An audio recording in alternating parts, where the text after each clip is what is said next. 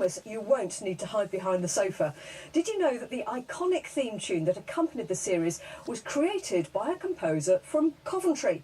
Delia Derbyshire's work had a profound effect on the world of electronic music, and Radio 2 presenter Stuart McConey is a bit of a fan.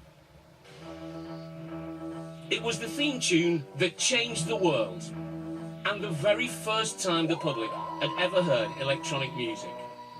It had a huge influence on pioneers like Pink Floyd, and even today inspires modern dance acts. So who was the person behind it, and why was she so important? Everyone knows the Doctor Who theme. Most of us have grown up with it. But the techniques one woman developed to make it have changed the shape and sound of modern music forever. But the woman herself remains a mystery. Her name was Delia Derbyshire. She came from Coventry. She made the theme tune that made kids hide behind the sofa, and I still play her music on my shows. The theme from Doctor Who, composed by Delia Derbyshire and Ron Grainer. On the show today is the boss of a cutting-edge record label.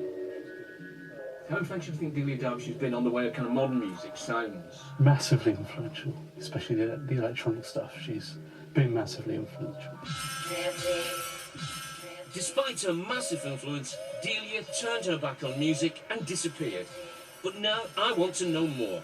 How did she revolutionise pop music? Who was she? And why did she throw it all away? Our journey begins here, in war-torn Coventry.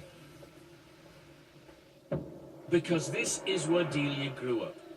She lived through the Coventry Blitz, surrounded by death, destruction, and surreal sounds. The young Delia would lie awake at night listening to the alien and terrifying sounds of the war going on all around her. The falling bombs, the explosions, the sirens. And later, these would form the inspiration for her music. And that music includes the Doctor Who theme tune, as Delia explains in this interview broadcast now for the very first time. The sounds of the air raid sirens. It's an abstract sound, and it's meaningful. You know, there's the sound of the all clear. Well, that's sort of electronic music in those days. So the sounds of war led to a world-renowned theme tune. But back in the 60s, in order to compose that, she had to leave Coventry and seek her fortune in London.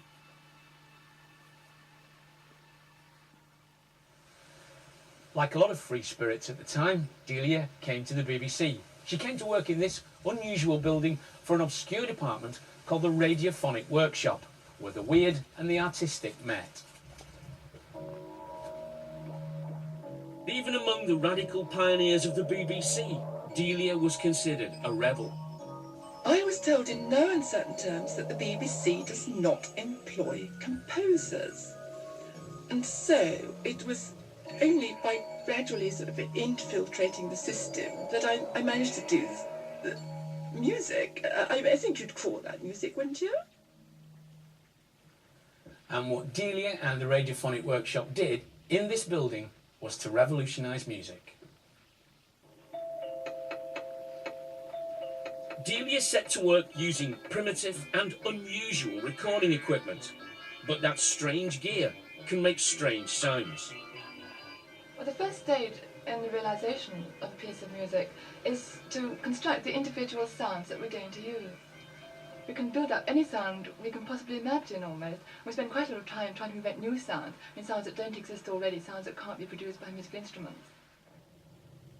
It was a groundbreaking department, long since gone, but some of the equipment and the people are still around, including this man. You may not know him, but virtually every person in the UK knows one of the sounds he invented, the sound of the TARDIS. And he worked alongside Delia. She was a sound lady. She loved sound. She loved a thunderstorm. I remember having a whole day, and she didn't speak to me until this thunderstorm at night. And she turned to me and said, "Oh, the sound of thunder, absolutely wonderful." Don't be modest. The Radiophonic Workshop and the Doctor Who theme, it must still be not only the first piece of electronic music most people heard, but probably one of the most widely heard pieces of electronic music in the world. Yes, I would say that, because there's so many countries it's been sold, so many different versions have been done, most of which Delia would have detested. But, Yes.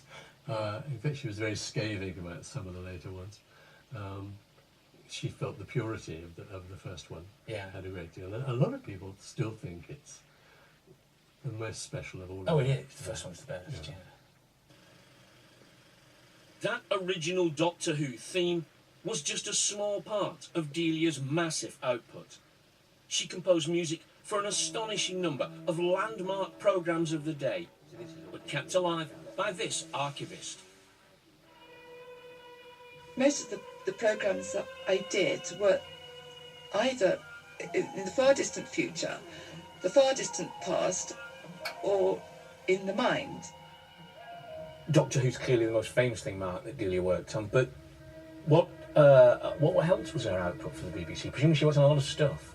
Educational programmes, Radio 3 dramas, lots of documentaries. They were the staple diet of Radiophonic Workshop output, really.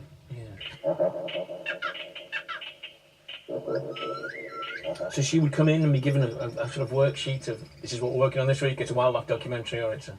Yeah, this is it. This is what you do in your own time. How did she find that? Tricky. Deadlines. She's not a person for deadlines. Didn't like deadlines. She liked being creative. Deadlines weren't creative. Yeah. So very frustrated with that. But despite her talent and her wonderful music, she didn't get a penny in royalties. In fact, she didn't even appear on the Doctor Who credits. Bitter at the way she'd been treated, Delia left music behind. Sadly, she became increasingly reclusive and an alcoholic. Delia fell into ill health, made worse by her drinking. She was diagnosed with breast cancer and later died of kidney failure, unrecognised and almost unknown. But the story doesn't end there. And to tell the final part, I've come to Manchester. Because after her death, an amazing discovery was made. Hundreds and hundreds of tapes of music taken from her studio, stuffed into cereal boxes and left in her attic. But now, nearly 40 years later, they're being lovingly restored here at the University of Manchester. What state were the tapes in when you find them? Better state than we thought they would be, but they needed to be urgently transferred into digital format so that you could play them repeatedly, so that other people could come and listen to them. And what's it like? It's wonderful.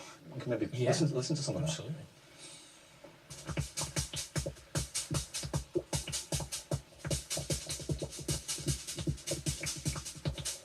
That's amazing, because it doesn't sound anything like any of her other stuff, and that sounds like modern electronic dance music. Yes, yeah, it does. It's a revelation, really. Yeah, absolutely. And what's the aim of what you're doing here? Well, the first aim is obviously to preserve the archive, but the long-term aim is it's getting the word out there as well, which has been very slow to happen so far because we're still doing all the cataloguing and so on, but we're just itching to open the archive up and let people come in there. Like at Glastonbury this summer, when 100,000 people danced the night away to the sound of Doctor Who.